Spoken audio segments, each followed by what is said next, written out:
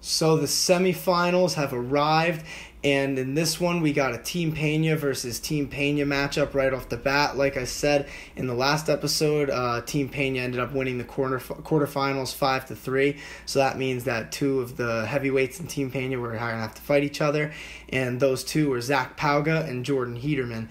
Now, in the past on TUF, most of the time, like the coaches, actually all the time, the coaches handled it by kind of dividing up their staff. You know, one set of coaches works with one fighter and then one set of coaches works with the other. But that would always create an interesting dynamic because those coaches, they know everything about you and they know everything about your opponent. So, like, there's a lot of anxiety there because, like, they know the weaknesses as much as they know the strengths. So, like, I don't know if it's, like, I guess you could say it's an unfair advantage for both of them. But, you know, I guess it levels out, though, if they're both getting coached by the same team. But in this case, Juliana Pena, she flew out their actual coaches for this one. So for Zach Pauga, he got a coach from Elevation Fight Team to come out. And then Jordan Heiderman, he has one of his coaches from Nebraska out there with him. Not for like the training, but just to corner them in the fight, which I think is cool. Like, I think I'm surprised that no one's like ever thought of that, honestly. Like, it's not against the rules or anything. Even like Dana White said that like before the fight. So yeah, it's definitely odd, but I like it. It's a good move. But besides that, it was just like this episode honestly had like a lot to dive into as it is. Like, you know, the last episode I was practically falling asleep as I was filming it just because there wasn't really much to talk about. But in this one there was actually a decent bit. So, you know, one of the things that I thought was worth getting into was Helen Peralta. Now, you're probably thinking Helen Peralta lost to Caitlin Neal way like early on. So why is she coming back up? Now, that's why it matters. Because, you know, if you guys remember, she definitely liked her booze. And in this episode, she was boozing pretty hard, apparently. And that carried over into a practice. And I'm pretty sure it was Laura Gallardo. I forget if it was, like, explicitly stated or not. But she told Juliana that, like, you know, everybody could smell, like, alcohol on Helen Peralta. And, you know, she was probably a little bit drunk or hungover. And so Juliana pulled her aside and talked to her a little bit. And, you know, to Helen's credit, she was very, like, open and honest about why she was having a drink. And she said she was in a good enough spot to train, but, you know, she understands why they'd have a problem with it. And she just said she was upset, like, you know, that she saw the semifinal matchups being read and she just thought that she should be involved in that. And pretty much, sorry, my allergies, by the way. If you see me rubbing my eyes in this video, my allergies today are really just messing with me. Probably going to look like I'm crying, but honestly, I'm surprised I wasn't crying in the last episode as boring as it was. But this episode was a lot more interesting, so these are tears of joy, if anything.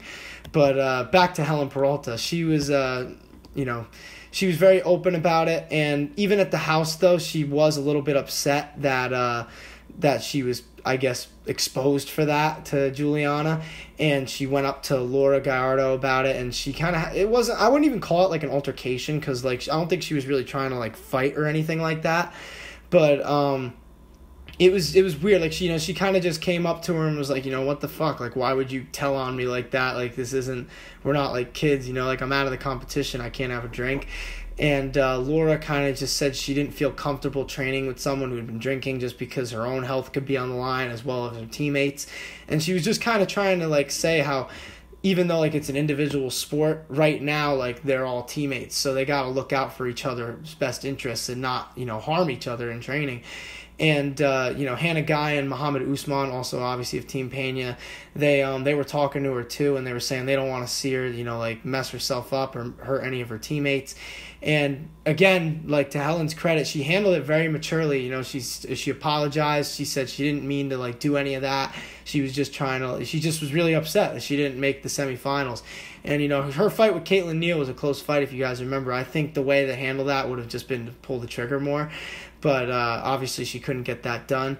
But it just speaks to how close that Team Pena is, that they always get through these, like, little roadblocks, and it always ends up bringing them closer. And, like, they have a great dynamic on that team, and Juliana Pena has really created like a winning culture for their little roster there. And you could even see that like for Zach Pauga's birthday, because they set up a little birthday party for him. They got him cake. Juliana Miller, she wrote an interesting birthday rap in Zach's birthday card that I won't even try to replicate. You guys just got to watch the episode to see that. Love Juliana Miller's energy all the time. Can't wait for her semifinal fight. But yeah, I mean, besides that though, there was the coaches challenge, so I say we just get into that. So the coaches challenge, for anybody who doesn't know, is Dana White's favorite part of The Ultimate Fighter, and honestly it's one of my favorite parts too. There's always like interesting things that come up from it, just because like it's fighters doing things that they aren't definitely normally doing. Like a couple of the ones that I remember that I personally enjoyed was one of them, honestly, this one's pretty underrated. Michael Bisping and Jason Mayhem Miller's air hockey game, and then Bisping falls off the air hockey table because he wins, like, basically anytime a coach wins, like, a coach's challenge, they get, like, a big chunk of cash, and then every one of their fighters gets a little bit of cash, too. So, like, that's the motivation, obviously, behind winning it. And just most of them are competitive as it is. But Bisping, he won the air hockey game, I think, and he gets the money. He jumps up on the table with the wad of cash. He's all hyped. And then he fell off as he was getting off. And then he, like, literally fell on his ass. Even Dana White was like, holy shit. He's like, I think he might be really hurt. But he was all right. He popped back up. It was just more humiliating than anything. But another one I remember was Ronda Rousey and Miesha Tate. That one was definitely interesting because they hated each other in real life. Probably still do, to be honest. And it was, I think theirs was rock climbing. And Ronda won. And on the way down, the whole way as they were getting like rappelled down, Ronda was just flipping her off. And it's just, that was just always like a great moment of their beef. I enjoyed that season personally. That's actually the season that Juliana Pena won of The Ultimate Fighter. So that's kind of interesting. There's a little tough history for you. It's cool like that. Juliana Pena has evolved. Like, back then, obviously, she was like a young kid, like coming up, and now she's the champ, and she's coaching TUF herself, which is cool. But yeah, another one that was pretty cool. Oh, was it? I don't even know like what to call this. It was like an obstacle course, but it was like a lot of target shooting. So like it was Uriah Faber and Dominic Cruz, and they were basically like target shooting to get through like an obstacle course, and they were shooting like crazy shit, like assault rifles, like fucking grenade launchers. It was wild. That was like a really cool challenge too. But this one was axe throwing. So Amanda Nunes and Juliana Pena were throwing some axes at obviously a target like bullseye and stuff like that. And yeah, to keep it short, Juliana Pena was not a very good axe thrower. So Amanda Nunes like went up pretty far early, and a bullseye is 5 points. So it was funny, like right when Amanda was starting to run away with it, Juliana Pena somehow managed to get a bullseye, and then she tied it at 7. So pretty much after that, I was like, okay, well maybe Juliana's getting a comeback. No. Juliana lost 24-10. So for anybody like who needs the math done, that means it was 17 to 17-3. God, I had to do it for a second myself. I probably should have had that ready before the video, but it is what it is. But yeah, besides that, it was just all she wrote pretty much for Juliana after that. Like I said, like Amanda was really just destroying her. I don't know like how many times Amanda had thrown axes before, but Juliana even said that she had never done it. So that obviously affected her a lot in this one. So at least Amanda Nunes right now can say that she's beaten Juliana Pena in something. So not a fight, but axe throwing, take from that what you will. But with that, it's crazy. Like I think it's funny because like they build up the fight, and then you have that like in the middle of the episode. Like it breaks the tension completely. But we're gonna bring the tension right back. We're gonna talk about the fight. So this fight was really interesting to me coming in, and I kind of didn't really get that much about it wrong. Jordan Heiderman, he fights with a lot of heart, but in terms of like his actual, I don't know what the word to use. I wouldn't even say skill, but like he's definitely like a gritty type of fighter. Like it's not really like the most technical thing you're gonna see. It's more like he's gonna beat you up over like a long period of time because he's got the heart and the will to do it. Now Zach Pauga, he's a similar way, but he's a lot more technical about it, especially on the feet. And in this fight, it was a clear exhibition of that. Zach in round one, he looked incredible. He was using his jab well, mixing it up to the head and the body like extremely well.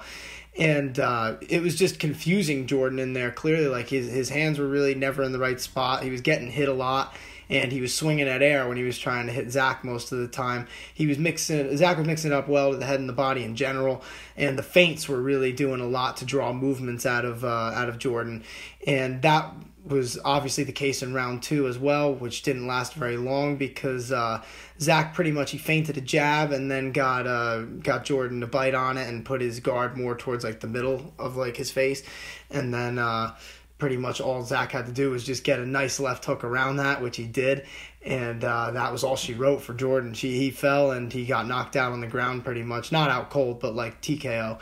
And it's interesting because even Jordan said this, and I kind of had it in my head too, like, because on The Ultimate Fighter, like, even though we only get one episode per week, they're usually doing like 2 to 3 fights per week, so it's like a lot faster in real life than it is like on the show. So Jordan's fight with Chandler Cole wasn't that long before this fight, like probably like not even a couple weeks, probably like maybe 10 days, I would think. Like because he was one of the last fights of the quarterfinals, so we didn't have that much recovery time. And if you guys remember, he got kicked hard by Chandler Cole with that spinning wheel kick out of nowhere, and you can't say that didn't affect him at all in this one. At least that's what I think. But regardless of that, I still think that Zach Pauga was the better fighter in there. He looked more composed. I think that has to do with his training, to be honest. Like I said, Elevation Fight Team is one of the best teams in the world. He's had training with like some of the best heavyweights that we've seen in the UFC, and I think because of that, he was just able to overwhelm Jordan.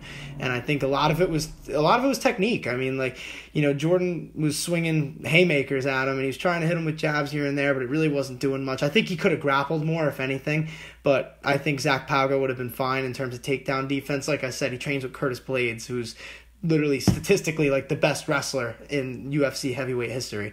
So I mean, the feints, like I said, were working really well. Zach just looked outstanding on the feet, and now he's going to the live finale, and he's either going to fight Eduardo Perez or Muhammad Usman. I can't wait to see who wins that fight. I mean, just for the channel, I guess, before we go, tomorrow we're going to be coming out with an episode of the Hurt Sportsbook for the big UFC 276 card. Obviously, I'm wearing my Sugar Sean hat. We're going to be talking a lot about him in this one. Then after that, obviously, on Monday, we'll talk about all the action, and then I'll see you guys next week where we'll be back talking tough.